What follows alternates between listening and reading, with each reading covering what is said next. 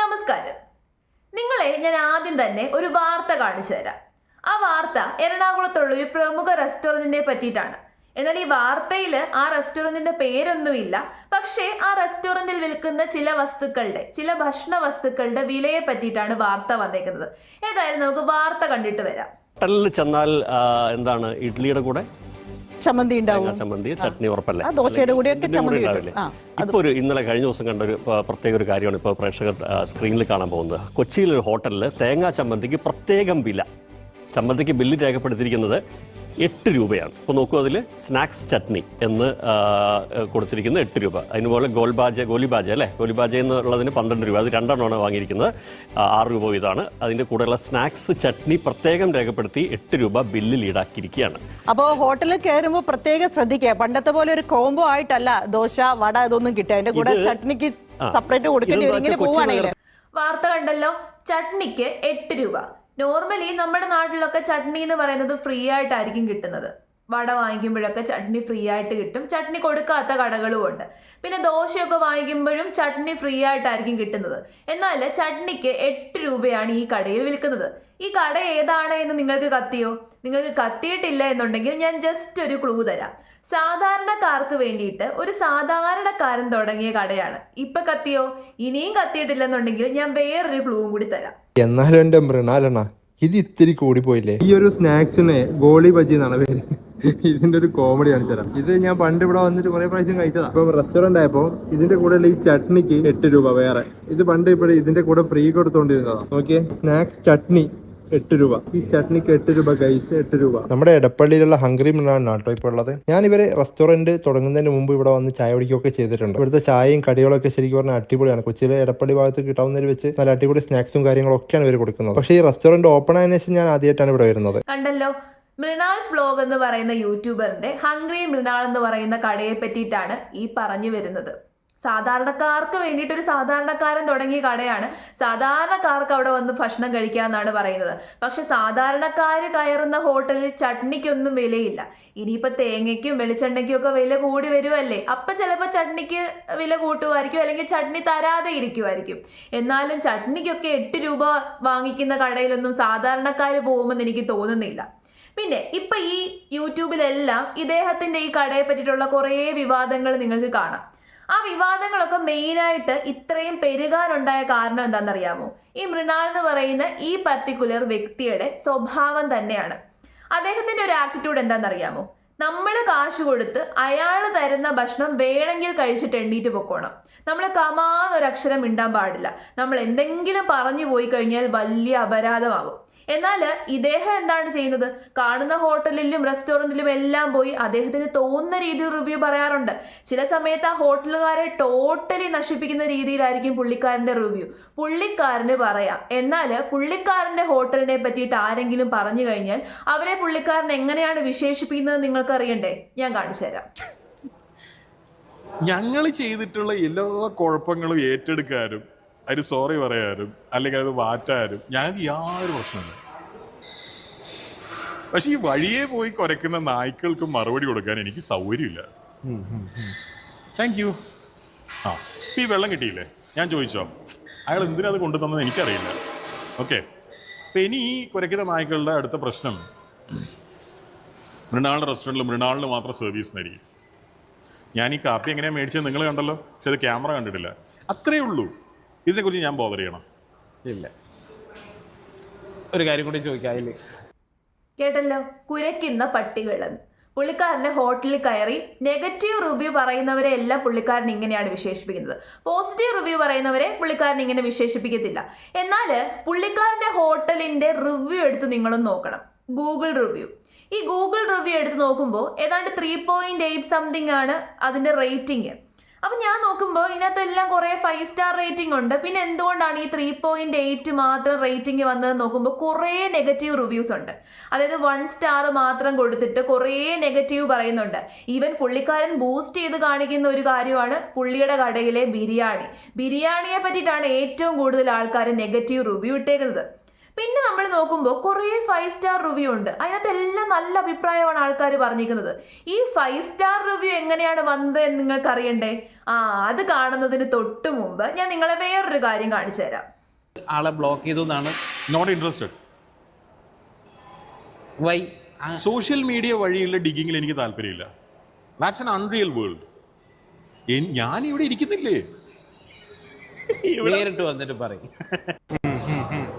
നമ്മളത് ചെയ്യുന്നത് ചേപ്രത്തരാണ്. എല്ലായിടത്തും കൊണ്ടുപോയി ക്യാമറ വെക്കുക, അവിടുന്ന് ചുരണ്ടുക. ഈ ഒരു മിനിമം എത്തിക്സ് എന്ന് പറയുന്നത് വേണ്ടേ? അതുകൊണ്ട് തന്നെ ഇതൊക്കെ പ്രൈവറ്റ് ആയിട്ട് കീപ്പ് ചെയ്യാനാണ് എനിക്കിഷ്ടം. നല്ല ഭക്ഷണം അല്ല കൊടുക്കുന്നതൊക്കെ ഉണ്ടല്ലോ, ഇവരറിയും. ഇവരറിയും. എനിക്കൊക്കെ കൃത്യമായ ധാരണകളുണ്ട്. കൃത്യമായ മറുപടി കിട്ടിയിരിക്കുന്നതാണ്. പുള്ളിക്കാരൻ പറഞ്ഞ 2 കാര്യം നിങ്ങൾ ശ്രദ്ധിച്ചോ? സോഷ്യൽ മീഡിയ വഴിയുള്ള റിവ്യൂസിനോട് താല്പര്യമില്ല. രണ്ടാമത് എത്തിക്സ് വേണം, എത്തിക്സ്.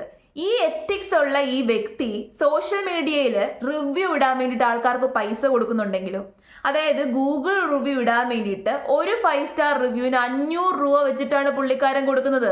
അതിന്റെ തെളിവുകൾ ഞാൻ കാണിച്ചു തരാം. ഹായ്, ഞാൻ നിങ്ങൾക്ക് ഒരു ലിങ്ക് ഷെയർ ചെയ്യുന്നതായിരിക്കും. അതിനൊപ്പം തന്നെ കുറച്ച് ഫോട്ടോസും വിത്ത് കീവേഡ്സും തരുന്നതായിരിക്കും. എന്നിട്ട് ഈ കീവേഡ്സും ഫോട്ടോസും നിങ്ങൾ ChatGPT-യിൽ അപ്ലോഡ് ചെയ്തിട്ട് അതിന് റിലേറ്റ് ചെയ്തിട്ടുള്ള റിവ്യൂസ് നിങ്ങൾ സെലക്ട് ചെയ്തതിന് ശേഷം ഞാൻ തന്ന ലിങ്കിൽ കയറിയിട്ട് ജസ്റ്റ് കോപ്പി പേസ്റ്റ് ചെയ്യുക. എന്നിട്ട് 5 സ്റ്റാർ റേറ്റിംഗ്സ് കൊടുക്കുക. അതിനുശേഷം അതിന് താഴെയുള്ള കുറച്ച് ക്വസ്റ്റ്യൻസ് നിങ്ങൾ റാൻഡം ആയിട്ട് ആൻസർ ചെയ്തതിനു ശേഷം അപ്ഡേറ്റ് ചെയ്യുക. അപ്ഡേറ്റ് ചെയ്തതിനു ശേഷം നിങ്ങൾ അതിന് സ്ക്രീൻഷോട്ട് എനിക്ക് ഷെയർ ചെയ്യാം. ഇത്രയേ ഉള്ളൂ നിങ്ങളുടെ വർക്ക്. ഇതിൽ ജസ്റ്റ് നിങ്ങൾ ഫോട്ടോസും പിന്നെ തന്നിരിക്കുന്ന ഡിസ്ക്രിപ്ഷൻ നിങ്ങൾ അതിൽ അപ്ലോഡ് ചെയ്താൽ മാത്രം മതി. ഡിസ്ക്രിപ്ഷൻ ജസ്റ്റ് കോപ്പി പേസ്റ്റ് ചെയ്യുക. അതുപോലെ തന്നെ 5 സ്റ്റാർ റേറ്റിംഗ് കൊടുക്കുക. താഴെയുള്ള ക്വസ്റ്റൻസിന് റാൻഡം ആൻസേഴ്സ് ചെയ്തിട്ട് അപ്ഡേറ്റ് ചെയ്യുക. ദെൻ ഗൂഗിൾ ലിസ്റ്റ് ആയതിൻ്റെ സ്ക്രീൻഷോട്ട് എനിക്ക് ഷെയർ ചെയ്യാം. നിങ്ങളുടെ QR കോഡ് സെൻഡ് ചെയ്തോളൂ കേട്ടോ. ഗൂഗിളിൽ റിവ്യൂ ലിസ്റ്റ് ആയതിനു ശേഷം മാത്രമായിരിക്കും പേയ്മെന്റ് ട്രാൻസ്ഫർ ചെയ്യുക.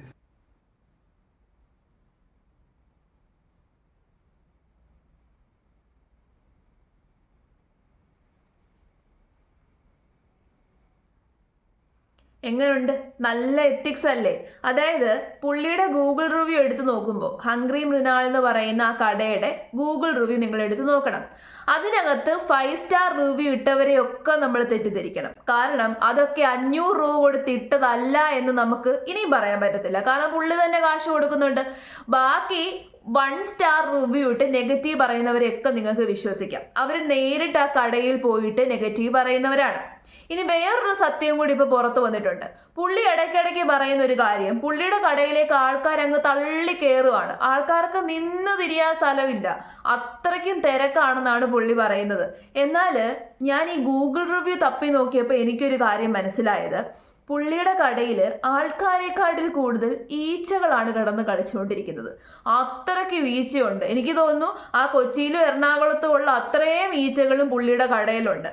ആ ഈച്ചകൾ ഇങ്ങനെ പാറിക്കളിക്കുന്ന വീഡിയോസും ഫോട്ടോസും ഞാൻ ആദ്യം ഒന്ന് കാണിച്ചു തരാം.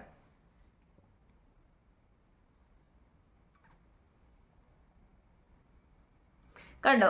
ടേബിളിന്റെ മണ്ടയ്ക്കും ഗ്ലാസിന്റെ പുറത്തൂടെയൊക്കെ ഈച്ചകൾ ഇങ്ങനെ പാറി കളിക്കുന്നത് കണ്ടോ?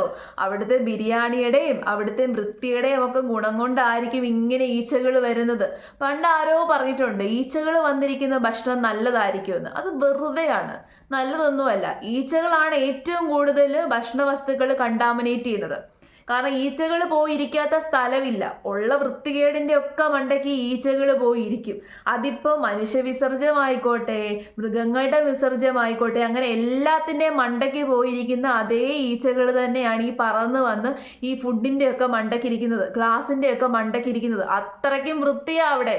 അതുകൊണ്ടാണല്ലോ ഈച്ച വന്നിരിക്കുന്നത്.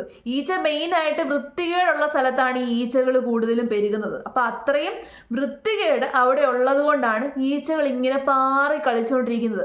അപ്പം ഇതൊക്കെ ആരെങ്കിലും സോഷ്യൽ മീഡിയയിൽ വന്ന് തുറന്നു പറഞ്ഞു കഴിഞ്ഞാൽ പുള്ളിക്ക് വലിയ വിരോധമാണ്. ഇങ്ങനെ വിരോധം കാണിച്ചിട്ടൊന്നും ഒരു കാര്യമില്ല മൃണാളെ. നിങ്ങളൊരു കടയിടുന്ന സമയത്ത് നിങ്ങളൊരു ഫുഡ് ബ്ലോഗറാണ്. നിങ്ങളുടെ ഫുഡ് ബ്ലോഗിങ് കണ്ട്, നിങ്ങളുടെ റിവ്യൂസ് കണ്ട് ആൾക്കാർ നിങ്ങളുടെ കടയിലേക്ക് വന്നത് എന്തുകൊണ്ടാണെന്ന് അറിയാമോ? നിങ്ങളൊരു കട തുറക്കുമ്പോൾ നിങ്ങൾ യാതൊരു രീതിയിലുള്ള തെറ്റുകുറ്റങ്ങളും ഇല്ലാതെയായിരിക്കും കട തുറക്കുന്നത്. വളരെ വൃത്തിയായിട്ടായിരിക്കും ആ കട മുന്നോട്ട് കൊണ്ടുപോകുന്നത് എന്നുള്ള ലക്ഷ്യം കൊണ്ടാണ് ആൾക്കാർ നിങ്ങളുടെ കടയിലേക്ക് കയറിയത്. എന്നാൽ അങ്ങനെ അല്ല എന്ന് തോന്നിയപ്പോൾ ആൾക്കാർ നെഗറ്റീവ് റിവ്യൂ പറയും, അത് അക്സെപ്റ്റ് ചെയ്യുക. കസ്റ്റമേഴ്സ് ആണ് കിങ് എന്നുള്ളത് കാര്യം നിങ്ങൾ ഇനിയെങ്കിലും മനസ്സിലാക്കുക. കസ്റ്റമേഴ്സ് പറയുന്നത് അക്സെപ്റ്റ് ചെയ്യാൻ തയ്യാറല്ല എന്നുണ്ടെങ്കിൽ ഇപ്പം ആൾക്കാരൊന്നും കയറുന്നില്ലല്ലോ, അതുപോലെ ഇരിക്കും. പുള്ളി പറയുന്നുണ്ട് പുള്ളിയുടെ കടയിലേക്ക് ഒരുപാട് ആൾക്കാർ തള്ളി കയറുകയാണെന്ന്. എന്നാൽ അങ്ങനെയൊന്നുമല്ല. കാരണം ഒരുപാട് ആൾക്കാരുടെ റിവ്യൂസ് സോഷ്യൽ മീഡിയയിലുണ്ട്, യൂട്യൂബിലും ഉണ്ട്. അതിനകത്ത് കയറി നോക്കിക്കഴിഞ്ഞാൽ ഒഴിഞ്ഞ ചെയറുകളാണ് കൂടുതലും കാണുന്നത്. 1, 2, 3 ആൾക്കാർ ഇടയ്ക്ക് കാണും, അല്ലെന്നുണ്ടെങ്കിൽ കുറച്ച് ചെയറുകൾ മാത്രം ഫില്ലായിരിക്കും എന്ന് വെച്ചിട്ട് എല്ലാവരും അങ്ങ് കയറി തള്ളി കയറുമല്ല. ഇദ്ദേഹം കട തുടങ്ങിയ സമയത്ത് നല്ല തിരക്കായിരുന്നായിരിക്കും, എന്നാൽ ഇപ്പം തിരക്കാണോ എന്ന് ചോദിച്ചു കഴിഞ്ഞാൽ അതിനൊരു സാധ്യതയില്ല. കാരണം പുള്ളിയുടെ ബിഹേവിയർ അങ്ങനെയാണ്, ആൾക്കാരോടുള്ള പെരുമാറ്റം അങ്ങനെയാണ്. ആരെങ്കിലും റിവ്യൂ പറഞ്ഞു കഴിഞ്ഞാൽ അവരുടെ തല ചാടിക്കടിക്കും, നിങ്ങൾ വേണമെങ്കിൽ തിന്നിട്ട് എണ്ണീറ്റ് പോകും എന്നുള്ളൊരു മനോഭാവമാണ്. ഒരു ഹോട്ടൽ ഉടമ അല്ലെന്നുണ്ടെങ്കിൽ ഒരു റെസ്റ്റോറൻറ്റ് ഉടമ ആ ഒരു മനോഭാവം വെച്ചാണ് മുന്നോട്ട് പോകുന്നത് എന്നുണ്ടെങ്കിൽ അവരുടെ കടയിൽ പിന്നെ ഈച്ച പോലും കയറത്തില്ല. ഇപ്പൊ കയറിക്കൊണ്ടിരിക്കുന്ന ഈച്ച പോലും നാളെ കയറണമെന്നില്ല. കാരണം ഭക്ഷണ വസ്തുക്കൾ ഇല്ലെങ്കിൽ ഈച്ച കയറത്തില്ലല്ലോ. ആൾക്കാർ കയറിയില്ലെങ്കിൽ ഭക്ഷണം ഉണ്ടാക്കത്തില്ല, ഭക്ഷണം ഇല്ലെന്നുണ്ടെങ്കിൽ ഈച്ചയും കയറത്തില്ല. അതായിരിക്കും സിറ്റുവേഷൻ. പക്ഷെ പുള്ളിയുടെ ഹൈപ്പിനൊന്നും ഒരു കുറവുമില്ല. ഇത്രയും ഹൈപ്പ് കൊടുക്കേണ്ട ഒരാവശ്യമില്ല. നല്ല ഭക്ഷണമാണ് ഉണ്ടാക്കുന്നത് എന്നുണ്ടെങ്കിൽ ഒരു ഹൈപ്പ് ഇല്ലെന്നുണ്ടെങ്കിലും ആൾക്കാർ വന്ന് കഴിച്ചിട്ട് പോകും. എത്ര രൂപയാണെന്നുണ്ടെങ്കിലും നല്ല ഭക്ഷണമാണ് കൊടുക്കുന്നത് എങ്കിൽ ആൾക്കാർ സാറ്റിസ്ഫൈഡ് ആണെന്നുണ്ടെങ്കിൽ ഒരു കുറ്റവും പറയാതെ ആൾക്കാർ എഴുന്നേറ്റ് പോകും. അല്ലാതെ താങ്കളുടെ കടയിലേക്ക് മനഃപൂർവ്വം വന്ന് കുറ്റം പറയുന്നവരല്ല. 1, 2 ആൾക്കാരുണ്ടായിരിക്കും. പക്ഷേ ഈ ബാക്കിയുള്ളവരോ? നിങ്ങൾ റിവ്യൂസ് തന്നെ എടുത്ത് നോക്കുക, ഫോട്ടോ സഹിതമാണ് അപ്ലോഡ് ചെയ്തേക്കുന്നത്. മെയിനായിട്ട് കുറേ ഈച്ചകളിരിക്കുന്ന ഫോട്ടോസ് ഉണ്ട്. ഈച്ചകളിരിക്കുന്ന ഫോട്ടോസേ ഉള്ളൂ പുള്ളിയുടെ കടയിലെ നോക്കിക്കഴിഞ്ഞാൽ. പിന്നെ 5 സ്റ്റാർ റിവ്യൂ കാണാം. ഈ 5 സ്റ്റാർ റിവ്യൂ ഒക്കെ ഇപ്പം എങ്ങനെയാണ് വന്നതെന്നുള്ളത് ഏകദേശം ആൾക്കാർക്ക് പിടികിട്ടി കാണും. അപ്പോൾ വന്ന് വാചകം അടിക്കാതെ സോഷ്യൽ മീഡിയയിൽ വന്നിരുന്ന് ഇങ്ങനെ കുരച്ചുകൊണ്ടിരിക്കാതെ നമ്മൾ ആദ്യം ചെയ്യേണ്ട കാര്യം എന്താണ്? നമ്മുടെ കടയിൽ എന്തെങ്കിലും പ്രശ്നം ഉണ്ടെന്നുണ്ടെങ്കിൽ അത് പരിഹരിക്കുക. എന്തെങ്കിലും പ്രോബ്ലം ഉണ്ടെന്നുണ്ടെങ്കിൽ അതിൻ്റെ റൂട്ട് കോസ് എന്താണെന്ന് കണ്ടെത്തി പരിഹരിക്കുക. അല്ലാതെ വലിയ ആറ്റിറ്റ്യൂഡ് ഇട്ട് വലിയ ധാർഷ്ട്യം കാണിച്ചിരുന്നു കഴിഞ്ഞാൽ ആൾക്കാർ കടയിലോട്ട് കയറത്തില്ല.